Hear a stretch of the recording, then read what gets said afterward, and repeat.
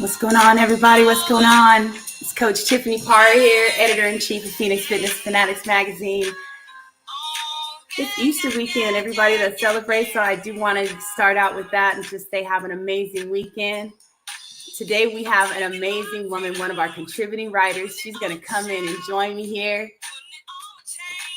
Come on in, girl. What's going on, Eshefolade? Oh, everything is going well, Miss Tiffany. Thank you so much for having me. And I'm going to second your wishes for everyone to have a beautiful Easter weekend. Yes. And we are living our life like it is golden, everybody. Thank you so much. So this morning we are going to chat a little bit about Eshefolade. Am I saying that right again? Eshefolade, right? It's Eshefolade, but everyone says Eshe. So if you say Eshefolade, and I will say Eshe. Okay, Eshe. Yes. Coach Eshe Reid. Now, Coach Eshe, she is founder of Stronger Than T2 Diabetes and Moms Reversing T2 Diabetes programs. She's a certified nutrition coach, certified behavioral coach, also an elite personal trainer. And I tell you, when you look at this young lady right here, she looks just magnificent. She definitely does walk the walk and talk the talk. So welcome, honey. I'm so glad to have you here. Oh, thank you. And thank you most of all for calling me young lady. I appreciate that.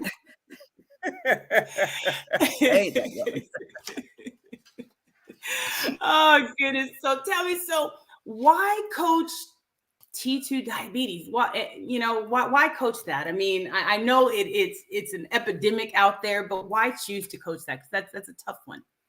It is. And thank you for the question, because it is seriously a personal issue for me. And I'm going to go into why I coach diabetes and specifically why I coach moms with diabetes. So yes, as Tiffany mentioned, I am an elite personal trainer. I am into fitness.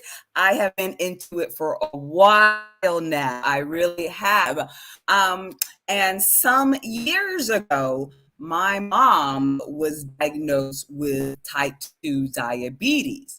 And I'm going to tell you, when she was diagnosed, we were like, no, we were not, because everybody in my family has diabetes on both sides, right?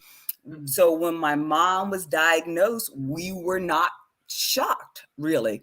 My grandmother, lost her leg to diabetes, was in dialysis due to diabetes. I never met her because she passed long before I was born. And towards the end of her struggle, my mom had to leave college and come from New York, where she was in school, to Florida to come home and take care of her mother. So that was her story, right? Fast forward many years, she is diagnosed. And I'm going to tell you about my mom. She's all about the rules. So when they told her she was, had diabetes, she said to herself, I'm not going to be like my mother. I'm going to do better with my diabetes. And she did. She switched to brown rice and quinoa. She took her walks. She took her insulin and medication religiously. She did everything the diabetes educators told her to do. She did everything the doctors told her to do. She still almost went blind. So one day she calls me and says, hey, Eshe, vision's not so good. The doctors are telling me I'm going to need surgery in both my eyes. They're going to do them one at a time, but I'm going to need surgery in both my eyes because my vision is failing. And I can't tell you what a wake-up call that was. Like my mom in her 60s is facing going blind. That's more than a notion, right? What do I do with that? She lives in Florida. I live in Maryland. Like, do I leave my family to go down to Florida to take care of her? Do I try to find some kind of way to move her up to Maryland? Like, what do we do? Like Right. if she still is going blind, what do I do now? It was just such a like, oh my God moment. Like, so I had really, even before she got that news, I had started researching diabetes. And, and what came up was remission is possible, reversal is possible. Just Yes. nobody in the medical community is telling people that. So that's what Right. came up. Right. So anyway, I started doing my research and I called her up and I was like, I need you to make some changes and you got to do it for me. Right. And she fought, there's resistance, right? Yeah. The brain perceives change the same way it perceives physical pain. Your brain does not want to change. So she fought That's me right. and I basically laid it on the line. Like, I need you. I need you here with me. You can't do to me what grandma did to you. Okay. I can't let it be that way. And so I coached her. I got her on a plan. And let me tell you, everyone who's listening, I'm far meaner to my own mama than I am to my clients. I was on like nobody's business. Within a month, she was off insulin. Okay. Within a month, she was off insulin. Yes. Okay. And in a Woo! series of months, within, I would say even a couple of months, she's like, my vision is so much better. Okay. When she started the program, she was maybe a size, I would say about a 14, 16, probably closer to the 16, right? Okay. Fast forward years later now, her A1C is down to 6.2. She is down to a size 6. She never, ever had that eye surgery. Okay. And she is on a half a dose of metformin. Now, let me say this. She could go all the way. She could get down to the 5. She could get off that met. But she tells me, hey, I'm an old lady and I'm very happy with where I am. I'm going to just stay here. Okay. You ain't got no problems with me. Okay. You don't need no surgeries. You're not on dialysis. Your limbs are good. You don't have neuropathy. You're not stick yourself every day. All right, old girl. If you want to stick there, we good. But yes, Tiffany. So that is where my journey of moms reversing T2 diabetes began, with saving my own mother. From there, I was like, I gotta Wow. save more moms. I can't imagine someone going through what I went through, what she went through with her mother, right? And so now what I say is, when I save a mom, I save a generation. Yeah, you do. Amen. You sure do. Wow. Oh my God. That's such a powerful journey. And we do have similar journeys. My mother's, diabetic. My grandparents both diabetic as well. I had diabetes, myself. I was gestational diabetes, taking insulin, things like that. But you really focus when you have gestational diabetes, you're really focused on your child coming in. You're not necessarily focused on you, Right. And once the child comes, you kind of stop doing those things, that they wanted you to do, because it's like, oh, well, they're here now. Now I just got to take care of them, and it's wild, and just, I love what you do with moms, because moms are going at hyper speed constantly, and they forget how to take care of themselves. They forget, sometimes they don't eat at all, which is a huge problem. Right. And it's not that we forget, right? But we have been conditioned to deprioritize ourselves once we become mothers. It's considered selfish and vain to prioritize yourself if you are a mother, right? But here's the thing. If you don't put your own oxygen mask on first, who takes care of them kids? Exactly. You got to take care of you first. I've heard from some of the best, people out there, some of the best coaches and trainers. I want to say I heard from Lisa Nichols at one point. I was in one of her trainings, and she talks about, serving from your cup. And, you have to have a full cup. You can't even serve from a full cup. You got to serve from a cup of overflow, because you need that full cup. So you are equipped 100% to handle everything else that's coming around you. So ladies, moms out there, even the dads out there, make sure that you are making you first. Priority number one. Absolutely. Okay, that is not selfish. It is not selfish. It's selfless. Yes. And it's kind of a saying that's a little plug has been going around in my group the last week, and I really love it. And it basically says, yeah, I know you would die for your children, but would you live for them? And that is what I'm asking the moms to do. Live, be whole for your children. As you know, I've been pre-diabetic twice. Okay.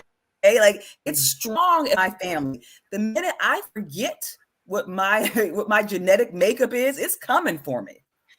So, I mean, it's true. It's just waiting. It's waiting right here. Actually, you go ahead. You eat a couple pieces more cake. We got you. Keep playing. It's like looking over your shoulder, right? She's like this. Like, okay, I'm just waiting for you to flip. Waiting. Okay. Waiting. Keep playing. Like, we just gotta keep going like this.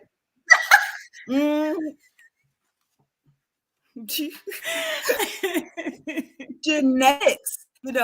Genetics are not destiny, right? Just because you have a history in your family, it does not have to be you.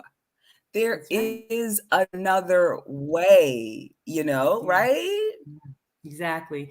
So, I mean, like you did the research, you got to do the research, figure it out, and then put in the work. I mean, it's going to be hard, but what isn't hard in life?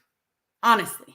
I mean, come on. Yes. When you go back and you think about all the different things that you've gone through and you're in the whole journey of life, what is not hard? We just overcome everything that comes our way. So this too, you can overcome. So that leads me to my next question. So is remission really possible? Girl, oh my God. Yes.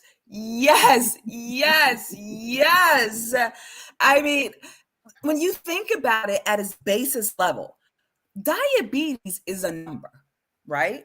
Mm-hmm. When you are at 5.8 to 6.4, you're pre-diabetic, right? When you're at 6.5 to 7, you have diabetes, but controlled. Mm-hmm. Right. But over 7, you have diabetes uncontrolled. So if it's a number that can go up, why isn't it a number that can go down? Right. You got up, you can get it down. Okay. Right. So your number went up, you get it down to 5.6 or below, get off the medication. They consider you non-diabetic. Right. So I think the real question there is, why isn't the medical community talking about remission? Why is it when you go to your doctor, they're not asking you about how much water you get, how much exercise you get, what your nutrition looks like? They stand there writing that prescription. Yeah, good. Okay, we're going to put you on this and this next. Okay. So yes, the real question is, why aren't they telling you, okay, yes, you could try to manage this disease, wink, wink, try to manage it, or you could put you can put your foot in it and put it into remission. That is an option. And from what my research has told me is that basically they don't believe you can do it. So why set you up for failure? We're going to tell you to try, keep controlling it. That's what you can manage. That's right. And that's just getting up, getting active, right? I spoke to a nurse practitioner recently that mentioned, just adding more muscle mass to your body. And ladies, I know I just said a bad word. I know, right? But no, lifting weights, strength training is going to be one of the number one things that is going to help you. I talk about that to put all the this time, in Tiffany. remission.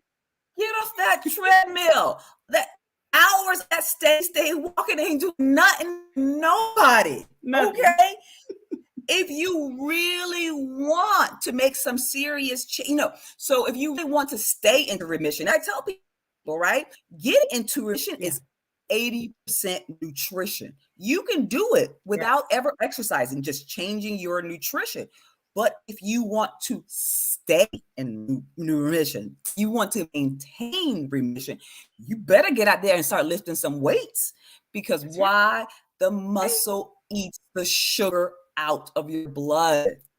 It makes it far easier to keep your numbers lower. Muscle increases your metabolism, right? Oh, don't get me started on why women are doing all this cardio and not lifting weights. See, all the cardio is not going to help you to burn them calories while you sleep. But when you have that muscle mass, when you're sleeping at night, your body's still going, still burning, it's still going. That's the easiest way, right? Yes. So get out there, and you're not gonna get bulky. You're not gonna get manly looking. I mean, come on. If you got a few curves, hey, why not have a few curves? That's sexy. That's sexy if you ask me. So, I mean, hey, that's just my opinion. But hey, you ain't gonna find me saying no to that. I'm about lifting the weights. Yes. And you know what? I know, hey, as women, we don't want to pretend, we don't want to say it's about the look, right? But let's face it, if you're just doing all that cardio, you're just me. If you really want some curves, you better put on some muscle. If you want that shape to look like something, you better put on some muscle. That's right. Yeah. That's right. Yes. So many benefits.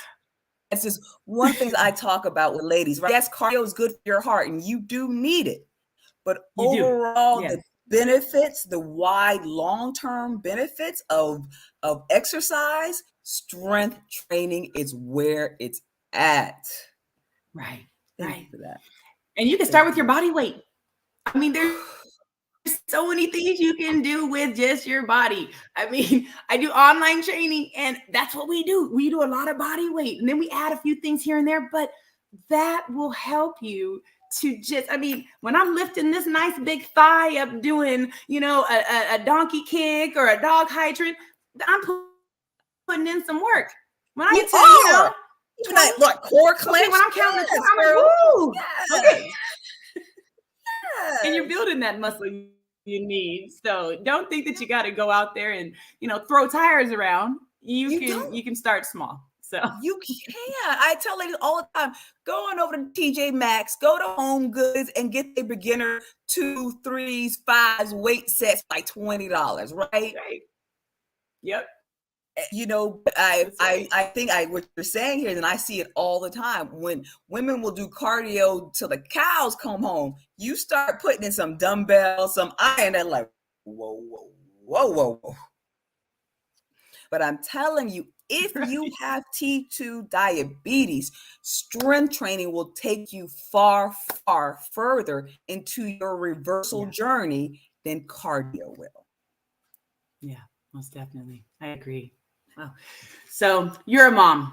So tell me and tell all the busy moms out there as well, how do you manage to get it in there? I mean, you're running a business, you're being a mom. How do you manage to get your health in there? And yes, it is self-care. And I know we talked about that, but what do you do to what's your routine? How do you just manage it? So first of all, my child is basically feral. I just left him to his own and he's growing himself like a weed.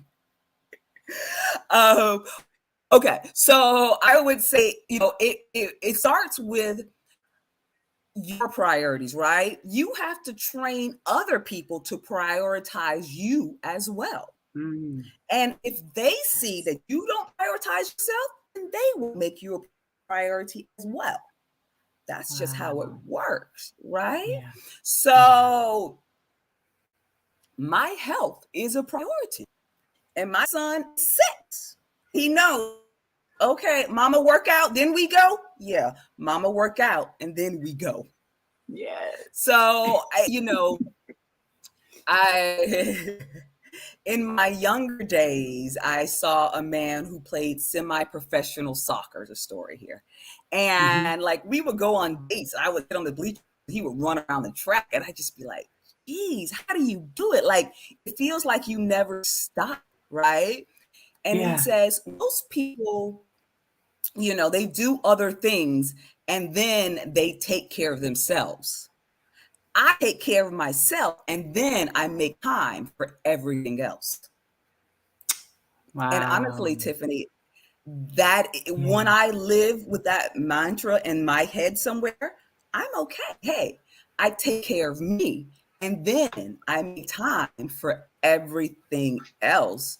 So simply that is your answer. That is just how I do it. I work on me first and then hey, I make sure my kids okay and then I work on my business, call my mama, do everything else. But the priorities in my mind are simple, Yeah. and and I just stick with that. And from there I've trained everybody else in my life, Yeah. hey, these are Eshi's priorities. There is no wiggle room.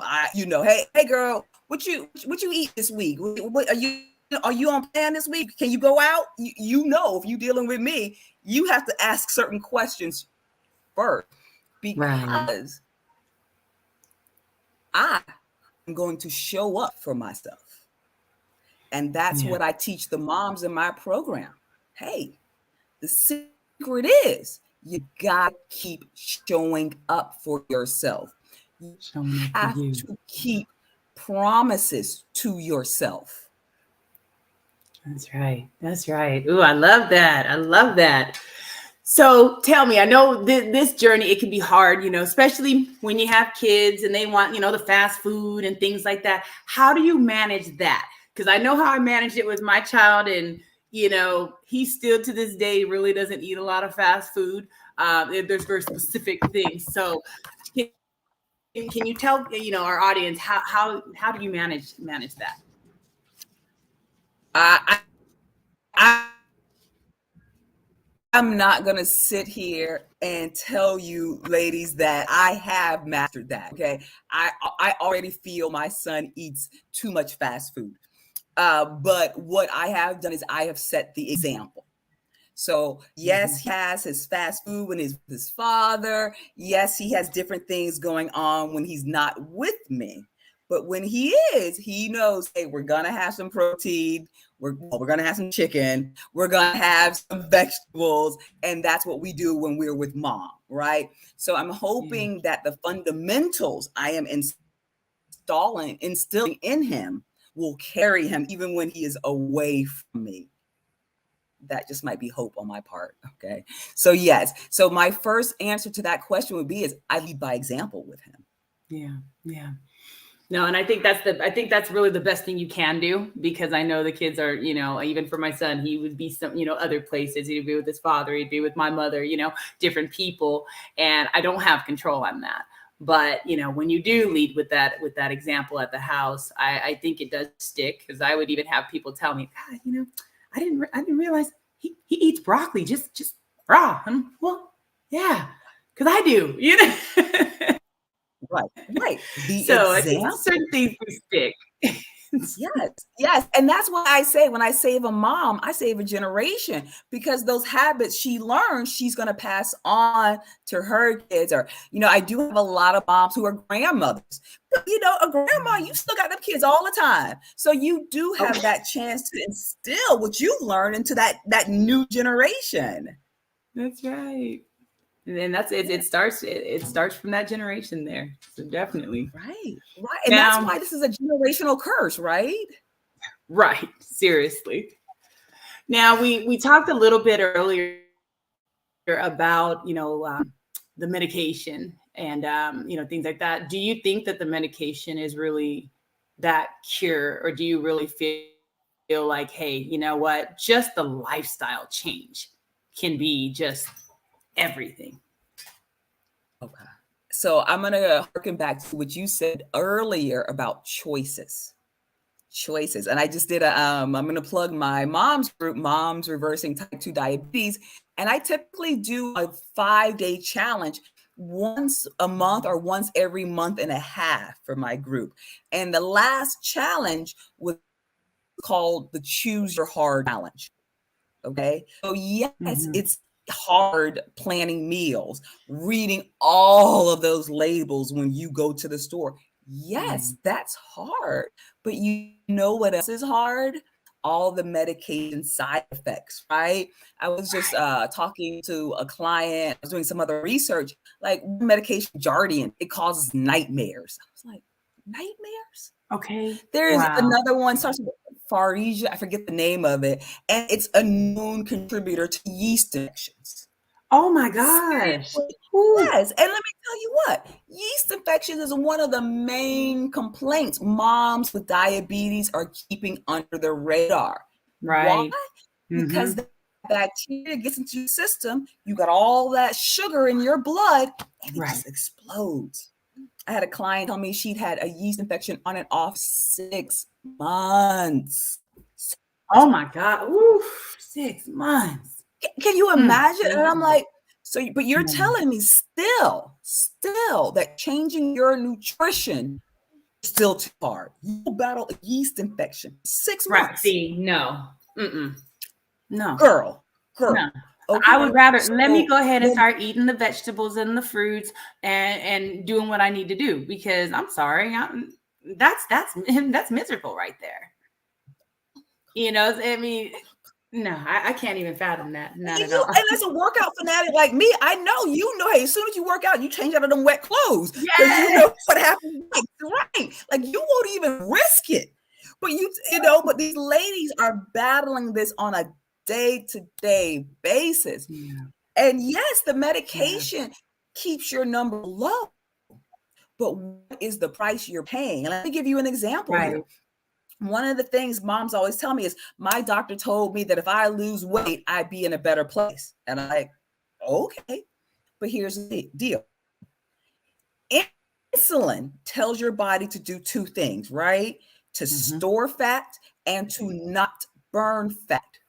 So if you are taking insulin, you are injecting a fat storage hormone into your body. If you're taking any kind of medication, glyceride, Actose, anything like that, that tells your body to produce more insulin, you are always in a fat storage mode. So when the doctor tells you to lose weight, they know you will have a real hard time because you're taking all of this medication that's telling your body to store fat. Yeah. What do you do with that? That's just ridiculous. It's like ridiculous. Diabetes is a disease of a catch-22. You just So yes. Wow. So yeah, the medication is not a cure. The medication is just there to kind of hold the disease at bay. But here's what happens. The longer you're on medication, anything else, it becomes less effective. Your body's getting older and weaker, right?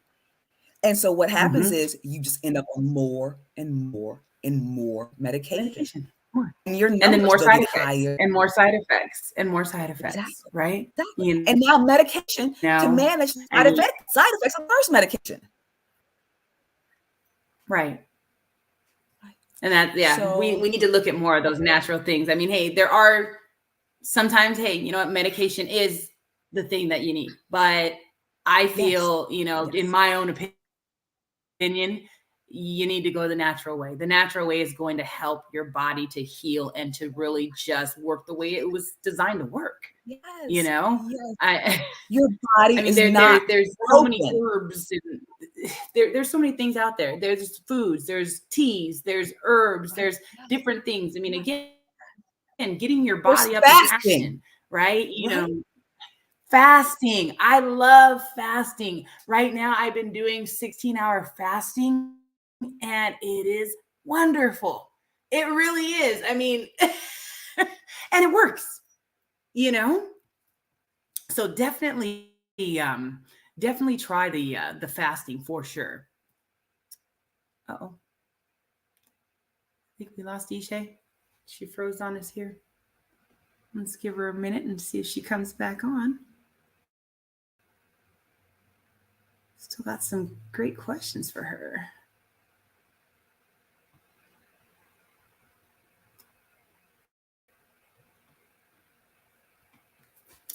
Okay, well, it doesn't look like she's going to be coming back on, y'all. Give just a minute longer, and if not, we are going to close up, and then we will have to bring her back. Oh, it looks like she dropped off. Let's give her a second to see if she comes on back in. If not, we'll definitely have to have her come back onto the show. Oh, let's see. Oh, there we go. She is. Yes, she is back. She is back. Oh my goodness. I said, hey, the show must go on. We were going to wait for you for a minute. You know, I was over. So can you see the sweat on my forehead now? This is over with. Hey, I'm going to be sweating the rest of the day now. Oh. I didn't even type the whole name in. I was just like, just let me get back in. Oh, Lord. Okay. Well, you are back. We are back. So we just got a couple of more questions that we're going to ask you here. So what is the biggest mistake that you see that people, when people are trying to put themselves in diabetes remission? What's the biggest mistake that you see? So that's a great question. And I'm going to say that's a two-pronged question. The first mistake I see is that people try for remission. They try for management and or control. And let me say this, there is no controlling this disease. It just does not exist. As you age, your body's getting weaker and weaker, right? You've been on the medication for years. The medication is less effective. That means your numbers are getting higher and higher. And why is it? Diabetes starts at 6.5. 6.5 to 7 is controlled. Most people are over 7. They're in the 11, they're 12s, 13s, right? Why is that window of control so small? Because it doesn't exist. Okay. So that's the first thing. Hey, thinking that you can control this disease, you cannot. The devil is in your home. The only choice is to get him out. Right. And then the second mistake I see a lot of people make is they get diagnosed and they immediately think, gotta get healthy. I'm going to get health. I'm going to start eating, healthy food. I'm going to start going for walks and doing healthy things. You don't have a health problem. You have a diabetes problem. And those two journeys are not the same journey. If you're eating oatmeal, brown rice, sweet potatoes, carbs turn into sugar inside your body. So your numbers are going higher and higher. And you're thinking to yourself, why are my numbers getting high? I'm doing all this healthy stuff. Right. And then you just convince yourself your body is broken and that it's meant to be this way. And you give up. Right. So I would say to anyone listening, the journey to health is not the same journey as your journey to diabetes remission. Do some research, get some help, and find out the difference, right? And let me just say this on that part. One of the big things I see with my clients is they told me to eat 6 times a day to keep my metabolism high, right? You have a disease of insulin resistance. Every time you eat, your body has to release insulin to cover that meal. So if you're eating all the time, your insulin is always high, right? Which is making your insulin resistance worse, which is making your diabetes worse. And as we just talked about, Insulin is a fat storage hormone. It means you're in fat storage mode all time. Wow. Yes. Yes. Yeah. Okay. See, that's why It's so fasting. Fasting is key. That's right. We left it off at fasting. So you were telling me you do 16. Yes, I do 16-hour fasts. I love it. I mean, I honestly love fasting. It took some work to get to the 16. I started out with 12. And the only reason why I started out with 12 is because the superfood that I drink, it's called Levitin. And the owner of the company, she says that, your body, it takes 8 hours for your body to digest and then 4 hours to get in that fasting period. Exactly. Uh-huh. Whenever you break your fast, you want to break your fast with good, this stuff has all your super greens. It's got everything. I mean, it's just a power punch. So that's how I start my day. And when I was doing the 12 hours, I'm like, okay, this is cool. I was releasing a little bit of weight as well. And I wasn't really trying. Then I had a friend that was like, oh, yeah, girl, I do like 16 hours. Sometimes I do a 24. But you can't do that often, though. You can only do that maybe twice in a week or something. But you can't do that often. Okay. I'm going to try, because I'm very competitive anyways. I'm like, all right, if you can do it, I can do it too. So let me go ahead and try this 16. I started the 16. I love the 16-hour fast. I love it. So. Right. And it just, yes. And fasting. So what I tell clients, you have to do two things here. You have to not put any more sugar into your body. And we have to find a way to burn the stored sugar in your body.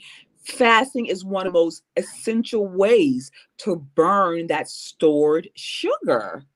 Yes. I always start clients on a 12-hour fast just to let your body rest. Your body shouldn't be digesting food all the time, right? No.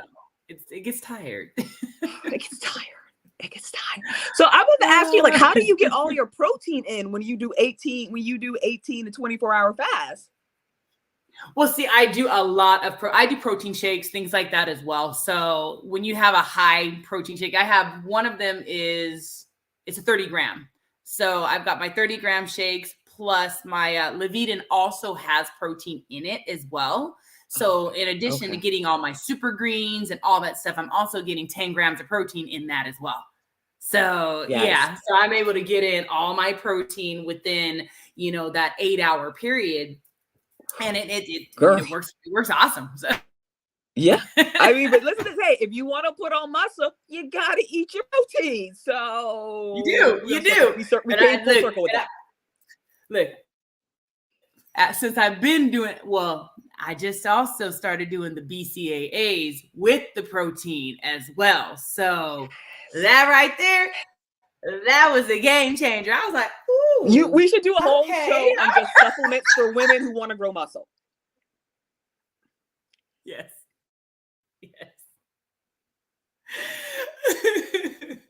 That right there. I want to see more shows of women of color talking about putting on muscle. Let's do it. Hey, let's do it. Y'all out there listening, all our sisters out there, y'all want it? Let us know in the comments. You got it, okay? Because we definitely need to have a chat. We also need to get our women of color out there into working out, because I'm gonna tell y'all, I hear too much when I'm trying to ask some of my girls, come and work out. Oh no, I just got my hair done. Looky here, okay? Your health is wealth. Okay, the hair, hey, you can get another do, but your health is everything. So, and we over here talking trash, Tiffany, but I gotta tell you, I've had so many hairdressers tell me that sweat is the enemy to your hair. But excuse me, anybody can notice me and Tiffany both kind of got short natural hair. Because when you sweat as much as we sweat, you ain't trying to straight hair. Like, okay. No. But yes, I would love to talk about that. And like, maybe we could do something about what to do with your hair when you have committed to growing the muscle, right? When you have committed to Yes, this, there what you can you go. do There with you go. this? Well, Coach Eshe, do you have any final messages for our audience today? This has been so amazing. Thank you so much for having me, Tiffany. I've loved this whole thing. And my message is simply this: remission is possible. Medication elimination is possible. And it is for you. Diabetes, type 2 diabetes is a choice. It is a series of choices. And every day you are choosing the disease over your home. So I ask everyone to make a different decision. If you watch this, if you're listening to this, hey, this is a choice. And every day you wake up, you have the opportunity to make a different choice. That's right. And happy Easter. That's right. Thank you so much, Eshe. Thank you so much. All right, everybody. Thank you so very much for joining us today for our Phoenix Fitness Fanatics Magazine, our contributing writer spotlight with Coach Eshefolade Reid, talking about type 2 diabetes and how to get your body into remission. It is your choice, everybody. Everyone have an amazing Easter weekend. Stay safe. Love you so much. And we'll see you next time. Take care.